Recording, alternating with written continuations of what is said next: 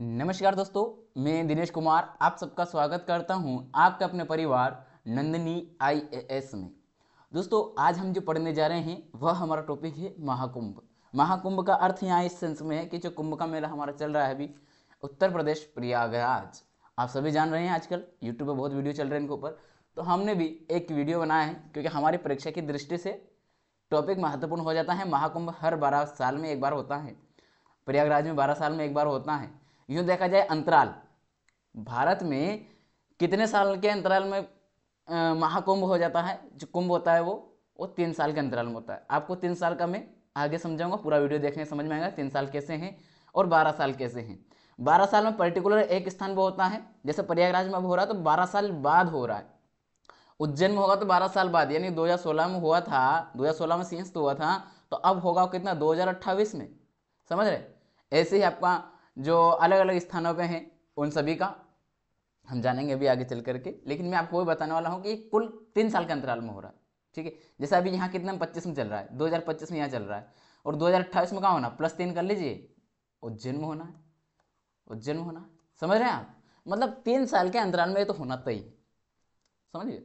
Okay, तो बढ़ते हैं आगे, आते हैं टॉपिक के ऊपर। अगर आप चैनल पहली बार आए हैं तो चैनल को सब्सक्राइब करें और बेल आइकन ऑन कर लें।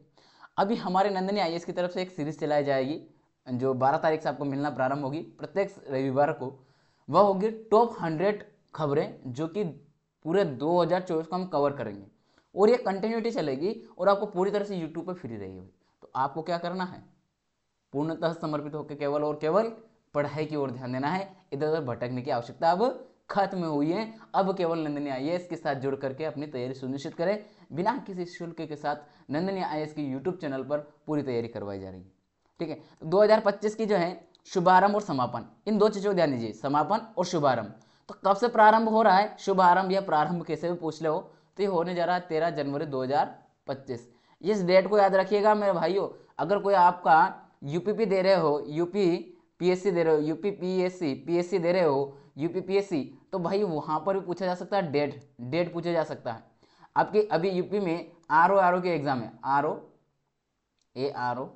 और आरओ ये वैकेंसीज हैं, इनके एग्जाम होने वाली हैं। अब इनकी डेट नहीं दी गई है।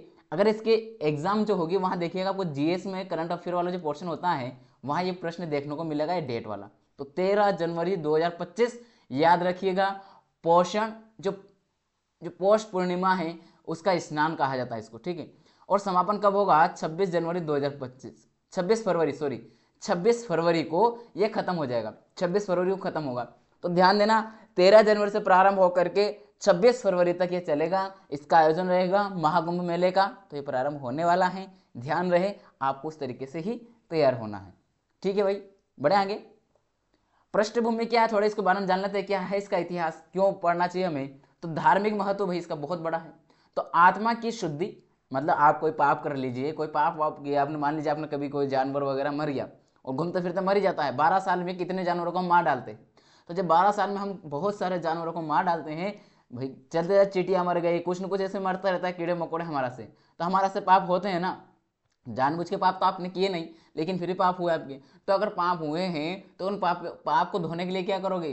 अरे भाई, हमारा सनातन धर्म में एक ये भी तो है कि आप जाइए स्नान कीजिए गंगा और आपके पाप की शुद्धि हो जाएगी, आपके पाप धुल जाएंगे, आप पाप मुक्त हो जाएंगे। तो ये कौन सा रहा है, आपके आत्मा की शुद्धि होती है यहाँ पर, ठीक है, आत्मा की शुद्धि हो जाएगी और मोक्ष की प्राप्ति होगी। मोक्ष किसे कहते हैं, मोक्ष कहते किसे हैं, ये आपको कमेंट बॉक्स में बताना भाई।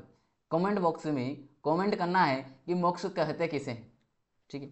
यूनेस्को मान्यता, यूनेस्को से क्या इसको मान्यता मिली हुई है क्या, जो हमारा ये जो दिखाई दे रहा है आपको, ये सिंहस्थ जैसे महाकुंभ कहा जा रहा है, तो महाकुंभ जो है क्या इसको वर्ल्ड विश्व में पहचान है।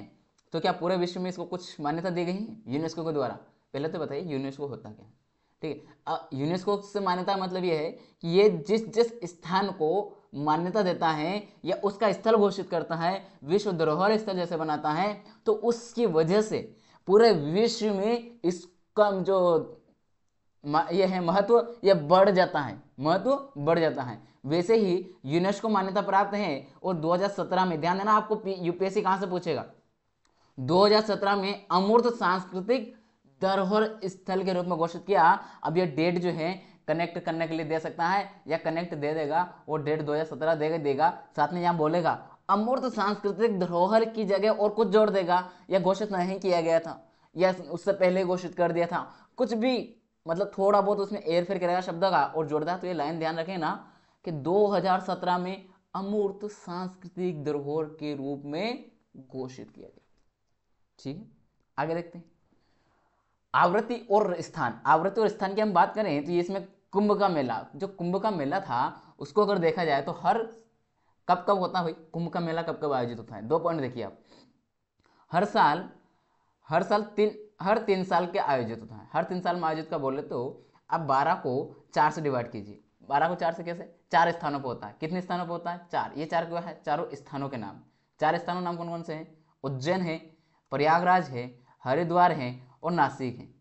ठीक है, इसको ऐसे याद करिए यू, अच्छा आपको थोड़ा यहाँ जैसे लेगा PH मान याद होता है और इसका UN UN PHUN ट्रिक बन गए ना, PHUN, बस ये याद हो गया तो उज्जैन हो गया, नासिक हो गया। इधर आगे देखें तो प्रयागराज और हरिद्वार हो गया। ये 4 स्थान कुल 4 स्थान। तो ये 12 साल में आयोजित होने वाला है, तो इसको 4 से मैं क्या करूंगा? भाग कर दूंगा। 4 से भाग करूंगा तो कितना आएगा? 3 आएगा। अर्थात यहाँ 3 साल के अंतराल पर क्या होना है? हर 3 साल के अंतराल पर होना कंपलसरी हो गया है, क्योंकि बराबर 4 जगह हो रहा है। अच्छा, इसके पीछे क्या है? 4 साल का ये इन चारों ही स्थान पे क्यों? बड़ा प्रश्न ये है, ये 4 स्थान क्यों? प्रयागराज, हरिद्वार, उज्जैन और नासिक, ये 4 ही क्यों? और दूसरा क्यों नहीं होता कुंभ? तो इसके पीछे भी कारण माना जाता है कि जो देवताओं का समय, मतलब वो जो कलश था अमृत कलश, उसके 4 बूंदे पृथ्वी पर गिरी थी। अमृत कलश में से कुछ बूंदे गिरी थी, उसमें से 4 बूंदे 4 स्थानों पर बूंदे गिरी थी। वे 4 स्थान हैं प्रयागराज, हरिद्वार, उज्जैन, नासिक, इनमें गिरी थी। अब मैं यहां आपको बताऊं, एक फैक्टोरियल लिख लीजिए। यहां पर कौन सी नदी है? गंगा। यहां पर कौन सी नदी है? गंगा। यहां पर भी कौन सी है? गंगा। यहां पर कौन सी है? शिप्रा। बताएं, शिप्रा। क्या बात सही है? बिल्कुल शिप्रा। अब आप ये देखिए कि यहां कौन सी है, आपको कमेंट बॉक्स में बताना। मैं विकल्प दे रहा हूं गोदावरी, ठीक है, बी। इसके बाद में आप कृष्णा, सी कावेरी और डी ले लीजिए आप ताप्ती। आपको कमेंट बॉक्स में बताना है कि जो नासिक में जो महाकुंभ होता है, उस कुंभ का जो आयोजन हो रहा है वो किस नदी के तट पर होता है। क्योंकि आपको गंगा पता है, आपको दोनों ये हरिद्वार और प्रयागराज में तो गंगा ही मिलेगी, लेकिन उज्जैन में भी बहुत सारे गलत बता देते हैं। ध्यान दीजिएगा, शिप्रा होती है। और नासिक में कौन सी होती है, ये आपको कमेंट बॉक्स में बताना है कि नासिक में जो कुंभ का आयोजन होता है वो किस नदी के तट पर होता है। विकल्प हैं ABCD, 4 में से गोदावरी, कृष्णा, कावेरी और ताप्ती।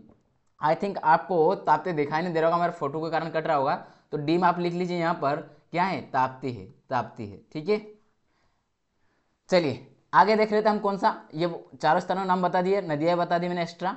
इसके बाद में महाकुंभ मेला। तो महाकुंभ मेले में जाने से पहले एक बात देखिए, यहाँ पर नोट करके लिखा मैंने, इसको देख लीजिए पहले। हरिद्वार और प्रयागराज, इस बात को हम देख रहे थे 3 साल वालों को। उसके बाद में क्या हरिद्वार और प्रयागराज में प्रत्येक 6 वर्षों के अंतराल में आयोजित होता है। अर्थात ये कि जो प्रयागराज में और ये इनमें जो हो रहा है, प्रत्येक 6 वर्ष के अंतराल में एक आयोजन हो जाता है कुंभ का, जिसे क्या कहता है? अर्ध महाकुंभ कहा जाता है। क्या कहता है? अर्ध कुंभ कहा जाता है। क्या कहता है? अर्ध कुंभ मेला कहा जाता है, अर्ध कुंभ कहा जाता है। क्योंकि यूं हो रहा है कितने साल में? 12 साल में होता है वैसे, लेकिन ये आधे में 6 वर्ष में हो जाता है, 6 सालों में हो जाता है, इसलिए अर्ध महाकुंभ कहा जाता है हरिद्वार और प्रयागराज। एक अच्छी बात बता रहा हूँ, बहुत अच्छा फैक्ट बता रहा हूँ, लिख लीजिए, याद आ गया दिमाग में तो, कि अभी जो प्रयागराज में जो महाकुंभ हो रहा है ना, महाकुंभ का जो आयोजन हो रहा है, ये जो महाकुंभ का आयोजन हो रहा है, इस महाकुंभ में ये महाकुंभ जो है ये 12वें नंबर का है। कितने नंबर का है? 12वें नंबर का है। मतलब अभी तक वहां जितने आयोजन हुए महाकुंभ के, उसमें ये 12वें नंबर का है। लॉजिक समझ रहे हो? नंबर 12 है। कितना है? 12वें नंबर का है। और 12 ही कौन सा है? 12 साल में हो रहा है। 12वें नंबर का 12 साल में आयोजन हो रहा है, मतलब 12 साल से लगातार हो रहा है, अर्थात 12 का स्क्वायर बन रहा है, मतलब 144। समझ रहे हो? तो ये भी ध्यान रखना, कभी कभी ऐसे पूछ ले कि 12वें नंबर का हो रहा है, तो आप घबराइएगा मत, लगा दीजिएगा 12वें नंबर का ही है। बात क्लियर है? समझिए, बढ़ाएंगे। ओके, अब महाकुंभ मेले की तरफ आते हैं। हर 12 साल में केवल प्रयागराज में होता है। मतलब क्या समझे? मतलब ये कि 12 साल में प्रयागराज के अंदर अगर फिर से होगा तो कब होगा महाकुंभ? वो होगा प्रत्येक 12 साल बाद, मतलब हर साल नहीं होगा, 12 साल बीत जाएगा इससे पहले। अब आप सोच लीजिए ना, इसमें से 12 माइनस कर लीजिए, अभी 2025 में है, 2025 में, इसमें से 12 माइनस कर लीजिए, जो आएगा उस समय आपका हुआ था महाकुंभ, तब जाके अब हो रहा है। तो देख लीजिए, ये रहा, हो गया 2013, तब हुआ था और अब जाके हो रहा है। 2013 में हुआ था, उसका अब जाके हो रहा है 2025 में। समझे? वैसे ही मैंने आपको उज्जैन का बताया था कि 2016 में हुआ था, 2016 में हुआ था स्टार्टिंग में, प्लस किया था उसमें कितना में 12 प्लस कर दूं तो कितना आ जाएगा? 2028 आ जाएगा, 2028 आ जाएगा। बात समझ रहे हैं? लॉजिक समझ रहे हैं कैसे निकालना होता है कार्यकाल? आई होप समझ में आ रहा होगा, सब यूपीएससी एस्पिरेंट है, इतना समझते हैं। 12 साल में केवल प्रयागराज में, और प्रयागराज में जो हो रहा है वह किस नदी के तट पर है? तो संगम स्थल है, वहां पर होता है। और ये संगम किस किस का है? गंगा, यमुना और सरस्वती। गंगा, यमुना, सरस्वती तीनों नदियों का जो संगम है, उसके संगम के पॉइंट पे होता है यह जो महाकुंभ का आयोजन है। और आप सभी देख रहे हैं इस समय भव्यता बहुत चल रही है, शॉर्ट्स वीडियो बहुत चल रहे हैं इनके ऊपर। ठीक है, तो चलें आगे बढ़ते हैं, थोड़ा इसकी ऐतिहासिकता की बात कर लें। वैसे तो मैं बता चुका हूं अमृत कलश के बारे में आपको थोड़ा, कि उसकी जो बूंदे हैं वो चारों स्थानों पर गिरी थी, इस कारण से ये होता है। एक फैक्टर मैं बताता हूं आपको यहां पर, कि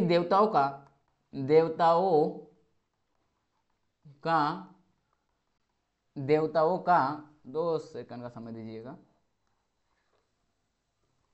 देवताओं, इसको इसलिए का देवताओं का एक दिन, देवताओं का एक दिन पृथ्वी के पृथ्वी के पृथ्वी के लिखिएगा, पृथ्वी के 12 साल 12 साल के बराबर होता है, के बराबर होता है। अर्थात यहाँ ये कहने की बात है, ये सब देखिए, ये हमारे पुराणों में लिखा गया है कि देवताओं का जो एक दिन है वह पृथ्वी के 12 साल के बराबर होता है, इसलिए इसको एक उत्साह के रूप में मनाया जाता है। किस रूप में मनाया जाता है? एक उत्साह के रूप में मनाया जाता है, ताकि देवताएं इस दिन खुश रहते हैं, सभी देवताओं को, तो वो खुश रहेंगे तो हमारे ऊपर उनकी कृपा बरसेगी, और हमारे पाप वाप जो हैं उन सबको क्या कर देंगे? वो इसको माफ कर देंगे और हमें मोक्ष की प्राप्ति करवाएंगे।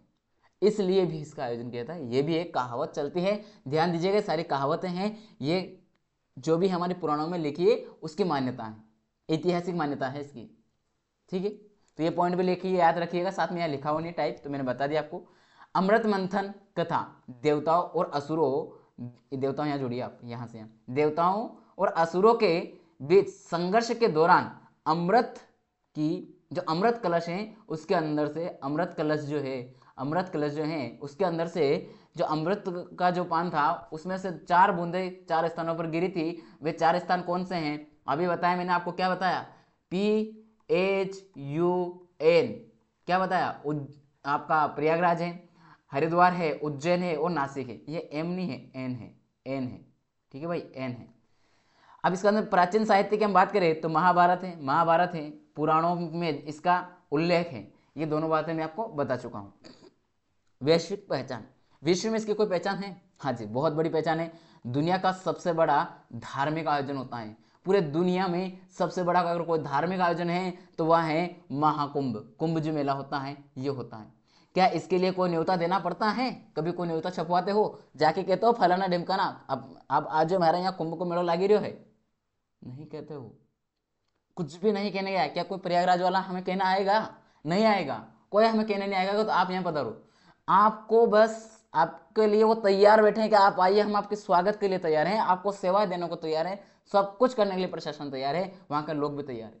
क्यों? क्योंकि वहां आप बिना बुलाए मेहमान जा रहे हो, और अगर बिना बुलाए मेहमान जा रहे हो तो आप उनके लिए अतिथि देवो महान अनुभव वाली जो कहावत है वो यहाँ लागू होती हैं इस कुंभ मेले में। चाहे वो चारों स्थानों पर देख लीजिए, अतिथि देवो भव पहले दिखाई देगा सभी को, जो कि हमारी भारतीय संस्कृति की बहुत अच्छी अनोखी विशेषता है, हमारे कल्चर की ये विशेषता है। जब आप सामाजिक पहलू पढ़ते हैं आपके इसमें सोसाइटी वाला, उसके अंदर पढ़ते हैं ना भारतीय समाज, तो भारतीय समाज में जब आप पढ़ते हैं वहां आपको दिखाया था कि हमारे इसमें विशेषता क्या है हमारे भारतीय समाज की, तो इसमें ये विशेषता बहुत अनोखी है कि अतिथि देवो भव यहाँ पर चलता है।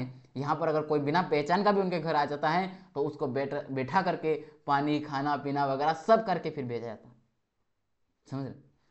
अनुमानित भागीदारी कितनी? लगभग 40 करोड़ के आसपास की है। हालांकि सरकार का जो है तैयारियां और ज़्यादा हैं, आप सभी वायरल देख रहे होंगे वीडियो इनका। निष्कर्ष अगर आपका मेंस में आया तो कैसे देंगे आप? भारत के आध्यात्मिक धरोहर और सांस्कृतिक उत्सव का प्रतीक है, साथ में विश्वास है, सामुदायिकता और आस्था का उत्सव है। ये सारी बातें आपको याद रखना है, ठीक है? तो चलिए आज का हमारा सेशन इतना ही है। बहुत बहुत धन्यवाद, थैंक्स आप सभी का, थैंक्स आप सभी को बहुत बहुत।